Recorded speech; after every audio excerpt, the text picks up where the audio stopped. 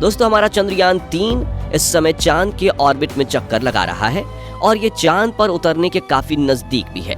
हम सभी भारतीय इस मिशन को लेकर बहुत ज्यादा उत्साहित हैं और इस उत्साह की एक बड़ी वजह ये भी है कि हमारा अंतरिक्ष यान चांद के दक्षिणी ध्रुव में उतरने वाला है।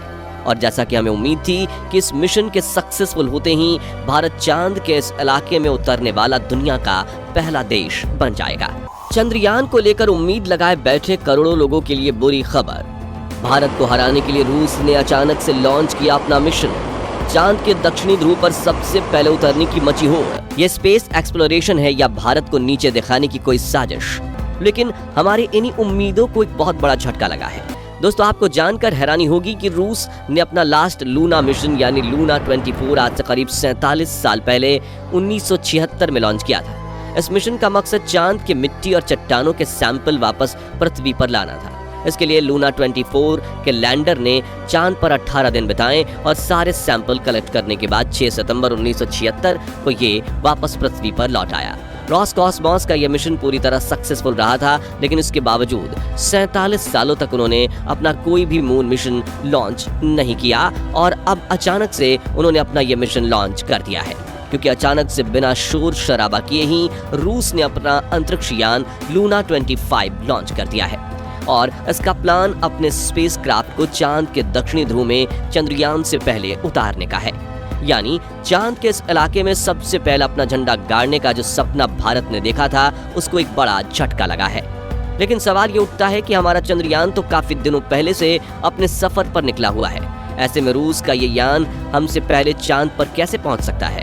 क्या एक ही जगह जाने में दो मिशन आपस में टकराने जाएंगे? और सबसे बड़ा सवाल ये है कि रूस ने अभी इस समय ही अचानक से इस मिशन को क्यों लॉन्च किया, जबकि इसने चांद पर अपना पिछला मिशन 47 साल पहले भेजा था?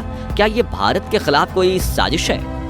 इन सभी सवालों के जवाब हम आपको आज इस वीडियो में देने वाले हैं, इसलिए वीडियो को बिना स्किप किए अंत तक जरूर देखिएगा।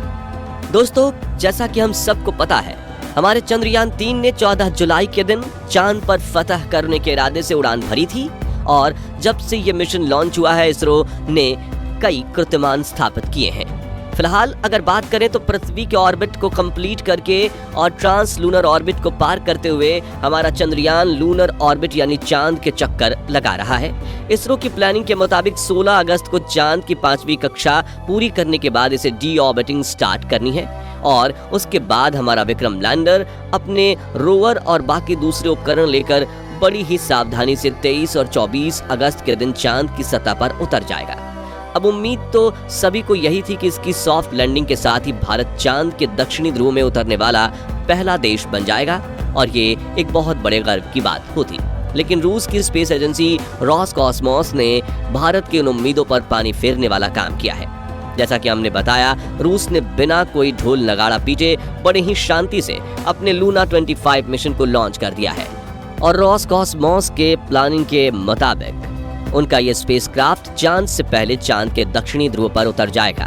अब ये सब कैसे पॉसिबल होगा और क्या रूस ने सिर्फ भारत को पीछे करने के लिए ये मिशन लॉन्च किया है? ये जानने से पहले चलिए रूस के इस मिशन के बारे में थोड़ा समझ लेते हैं। लूना 25 मिशन की अगर बात करें तो इसने भारतीय समय के अनुसार सुबह 5:30 बजे रूस के स्पेस पोर्ट वोस्तोक्चनी कॉस्मोड्रोम से उड़ान भरी थी। इस अंतरिक्ष यान का कुल वजन 1.8 टन है और ये अपने साथ 30 किलोग्राम वजन के वैज्ञानिक उपकरणों को लेकर इस सफर पर निकला है। रूस लूना 25 मिशन का मकसद चांद के दक्षिणी ध्रुव पर सॉफ्ट लैंडिंग करने वाला दुनिया का पहला देश भारत नहीं बल्कि रूस को बनना है और चांद की आंतरिक संरचना और सरफेस मटेरियल पर शोध करना और पानी की खोज करना होगा।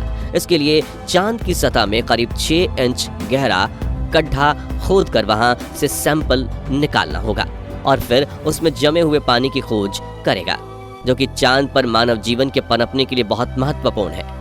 अपने इन सभी कामों को अंजाम देने के लिए लूना 25 का रोवर चांद पर करीब 1 साल तक रहेगा और एक्सपेरिमेंट करेगा, जबकि हमारे चंद्रयान 3 का मिशन सिर्फ 2 हफ्ते का होगा। अब बहुत से लोगों के मन में ये सवाल भी उठ रहा है कि रूस का ये अंतरिक्ष यान हमारे चंद्रयान के लिए कोई बाधा तो नहीं बनेगा, क्योंकि दोनों मिशन तकरीबन एक ही समय पर चांद के एक ही इलाके पर होने जा रहे हैं।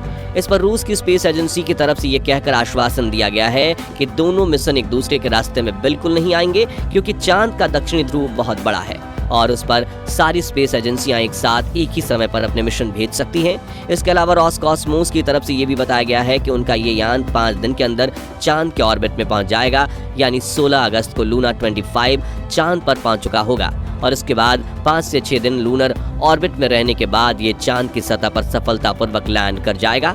इसका सीधा मतलब ये है कि अगर सब कुछ सही रहा तो लूना 25 हमारे चंद्रयान से करीब 1 या 1.5 दिन पहले ही चांद की सतह पर उतर चुका होगा। ऐसा करते ही चांद की दक्षिणी ध्रुव में पहुंचने वाले देश में रूस का नाम सबसे ऊपर आ जाएगा।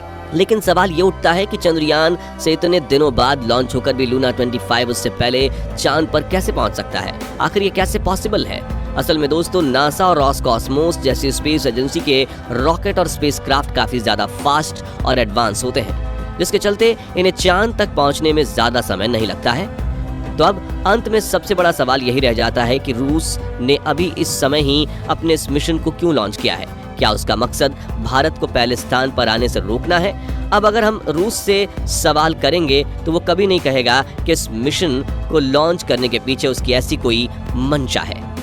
मगर इसका जवाब खोजने के लिए अगर हम इतिहास में थोड़ा पीछे जाएं तो चीजें काफी हद तक साफ हो जाती हैं। देखिए दोस्तों, हम किसी पर आरोप नहीं लगा रहे, लेकिन रूस और अमेरिका का इतिहास कुछ ऐसा ही रहा है कि वो स्पेस एक्सप्लोरेशन के मामले में हमेशा पहले नंबर पर रहना चाहते हैं। यहाँ तक कि 1951 से लेकर 1975 के बीच स्पेस एक्सप्लोरेशन के फील्ड में अमेरिका और सोवियत यूनियन के बीच एक होड़ भी लगी हुई थी। दोनों ही देश कुछ भी करके आगे निकलना चाहते थे। यहाँ तक कि इनकी इस होड़ की वजह से बहुत से वैज्ञानिक, एस्ट्रोनॉट्स और बहुत से बेजुबान जानवरों को अपनी जान भी गंवानी पड़ी थी। इतिहास में इस इवेंट को स्पेस रेस का नाम दिया गया है। तब से ये दोनों देश इस फील्ड में खुद को सबसे आगे या कहें सबसे ऊपर रखना चाहते हैं। ऐसे में हमारा सोचना बिल्कुल गलत नहीं होगा कि रूस ने चांद के दक्षिणी ध्रुव में सबसे पहले पहुंचने वाले देश बनने के लिए ही ये मिशन लॉन्च किया है। हालांकि इस मामले पर कुछ भी यकीन के साथ नहीं कहा जा सकता, क्योंकि देखा जाए तो रोसकॉस्मोस ने मूल रूप से अपने लूना 25 मिशन को अक्टूबर 2021 के लिए प्लान किया था। बल्कि इतिहास में थोड़ा और पीछे जाकर देखें तो पता चलता है कि यह मिशन अलग अलग कारणों के चलते करीब 25 सालों से डिले हो रहा था।